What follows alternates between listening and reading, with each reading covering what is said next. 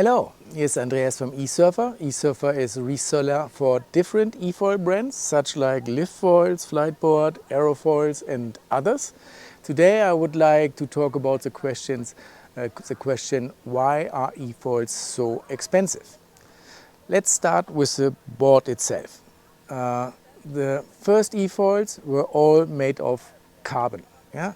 Foils started 2018 with carbon, Fliteboard 2019 with carbon, Aerofoils carbon, and so on. Carbon is a very light but also very robust material, and this is why it is the best for an eFoil. Carbon, however, is an expensive material. Then some people started with fiberglass boards. They are a little bit more heavy and they are not as robust. Then we have inflatables.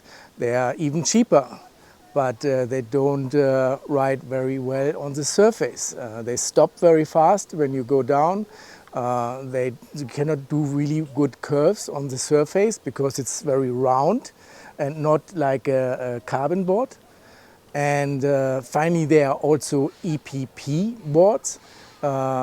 This is a form which goes around in aluminium inside.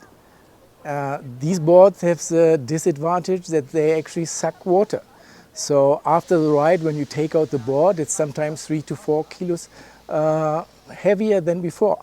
And the heavy board does not ride very well. So carbon is the best material, but also the most expensive material. That's why the premium brands really use carbon fiber. The price for such a carbon board, from Lift, Flight or Audi, is between 4,000 and 6,000 euro. These are prices in Europe, including VAT. However, you can get cheap eFoils for such a price, for a complete eFoil. But you can probably imagine that it cannot really be the same. The next thing is the mast. It is better to have a longer mast. You have also mast in aluminium, a cheaper material, or carbon. Carbon again is better. So you have an 80 centimeter carbon mast from Aerofoils, 80 centimeter carbon mast from Foils. Fliteboard has an 80 centimeter aluminium mast. However, you can upgrade it to carbon because it's better. However, it comes actually with a price tag of another 2,000 euro. Okay, the next thing is the propulsion. You have jet propulsion and you have open propellers.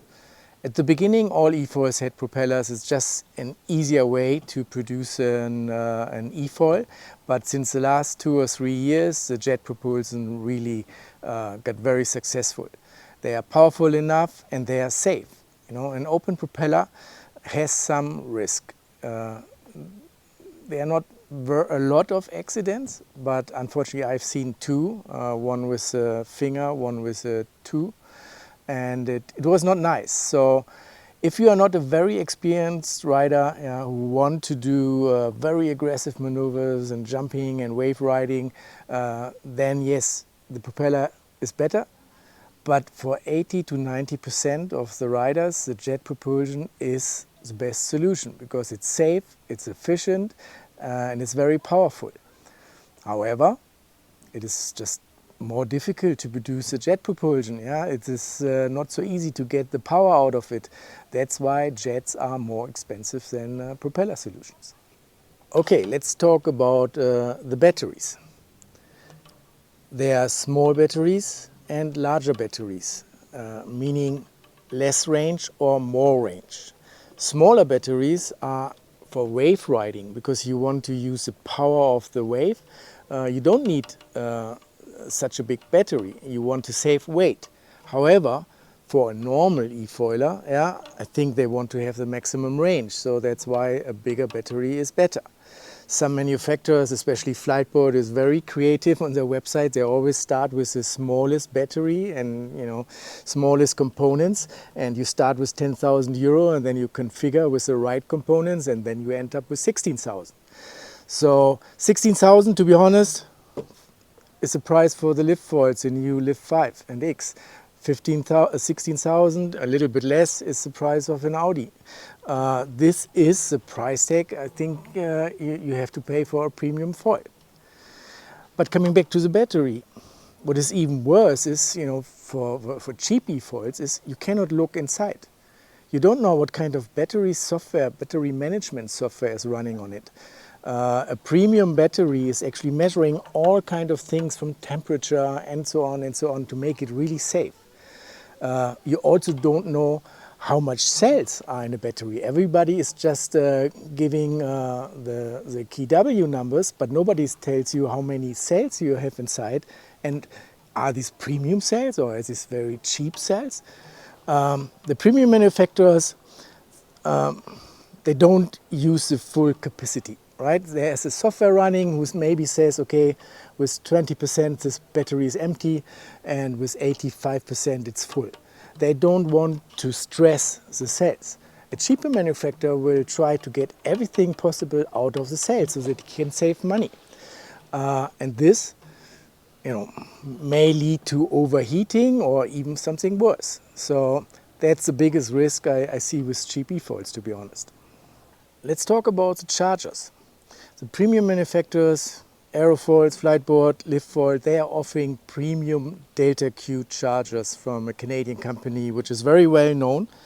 These are very good chargers. They communicate with the battery. For example, they will notice if the cells are still too warm right after a ride, and they will not charge it until the temperature is correct.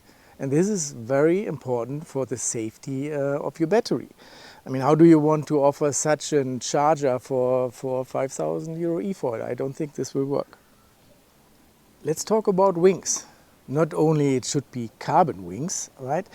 There is so much know-how, so much testing, so much research necessary to find the right balance, to have a really smooth ride. It takes a lot of time. I would say LiftFoils is probably the best. I mean, they do this since 15 years because they had foils without motor before. They are testing and bringing eFoil wings every year. Similar with Fliteboard, there it's the ocean. Also Aerofoils, the CTO, has designed wings for planes. So there is a lot of know-how which is going into this, and it's really important for the riding performance.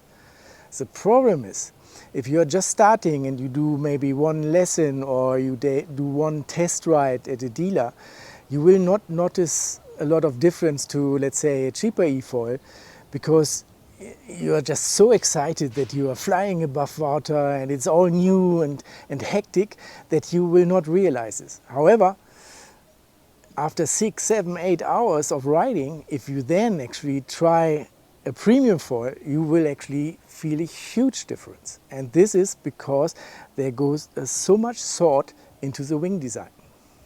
Let's talk about the hand controllers. The hand controller is quite important. I mean, how sensitive are the triggers? What kind of safety feature does it have that you cannot start the motor by mistake, especially if you're using a propeller? It also, some don't even have a display, they are just using LED. Some have black and white displays, some have color displays. Is it important, a color display? I think it's quite useful because you see a lot of information while you are riding, not only the speed, but the battery level of the remote, the battery level of the main battery, distance, and so on and so on. And it's quite nice to have a color display. You have this with the Audi boards, you have this with the new Lift 5 and Lift X boards, the Elite controller. You can get it as an upgrade for Fliteboard. I think it's another 600 euro or so to have the better hand controller.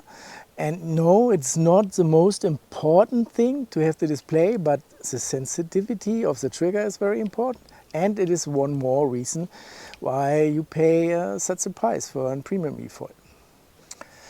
Let's talk about the support. It is one thing to sell an eFoil. Another thing is actually to do the after-sales support. Number one, if you buy a cheaper eFoil with cheaper components, I guess it is not difficult to understand that there are probably more problems, right? But The question is what happens after problems, right? A premium manufacturer, they make the right margin to enable a good support. And if there's a problem, most of the time the premium manufacturer will say, hey, listen, most important is that the customer can get back on the water. I tried with some cheaper brands and it's actually the other way around. If there are problems, you cannot reach them, and then there are no spare parts available in Europe and they have to be ordered in China, and it takes 6 weeks until they arrive. And who wants to be without an eFoil in the short summer in Europe when he has to wait 6 months for a spare part? So support is certainly another reason why an eFoil has a certain price. We are almost finished. I want to answer another question which I get very often, which is when will the eFoils get cheaper? And yes, we have cheaper eFoils because they are cheaper Chinese eFoils and the cheaper manufacturers I was talking about. But if you are looking at the premium brands like Foils and Fliteboard and Audi, they are actually getting more expensive every year. We started 2018 with Foils and the price in Europe, including VAT, was 12,000 euro. Today, it's 16,000 euro. And you pay almost 16,000 euro for Aerofoils. It was 1,000 less when they started. And also the Fliteboards. So step by step by step, they are actually getting more expensive. Why is it? Because, for example, the lithium-ion cells, right? There's a big competition with car manufacturers, so they are getting more and more expensive. Materials, the work of people, everything is getting more expensive. So in the same way, all other things are getting more expensive. Also the eFoils are getting more expensive, and I don't see that this will change in the near future. So I hope I could answer the question, why are eFoils so expensive? They are. But it has its reason. I hope this was helpful, and I see you.